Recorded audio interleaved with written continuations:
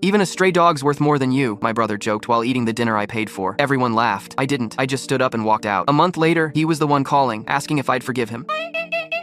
Took over dad's construction company, married into money, drives a car that costs more than most people's houses. Me, I run a small consulting firm. Decent money, nothing flashy. But here's the thing, I'm always the one who pays when the family goes out. Always. Trevor makes twice what I do, but somehow, his wallet never makes an appearance. Last Friday, we're at Morton's. Trevor's celebrating some contract he landed. My mom's there, Trevor's wife, Cassidy, and their 7-year-old Lucas. The kid's the only one who doesn't make me feel like garbage at these dinners. We're halfway through appetizers when I notice this guy outside through the window. Older, maybe 60s, sitting on a bench with this scraggly terrier mix. Both of them looked like they hadn't eaten in days. I catch our waiter's attention. Can you add 2 orders of the meatloaf special and pack them to go with extra bread? Trevor hears me. Of course he does. Let me guess, another charity case? I ignore him, keep talking to Lucas about his soccer game, but Trevor can't let it go. He never can. You know what's funny? His voice gets louder. You're out here buying meals for random people, but you still drive that piece of junk Honda. Cassidy giggles. My mom does that nervous smile she always does when Trevor starts up. Maybe if you focused on yourself instead of playing savior, you'd actually have something to show for your life. The waiter brings the packaged food. I excuse myself, walk outside. The man's name is Gerald. The dog's name is Skipper. Gerald thanks me 3 times, his hands shaking as he takes the bags. Skipper sniffs my hand, tail going crazy. Gerald tells me he used to work construction before his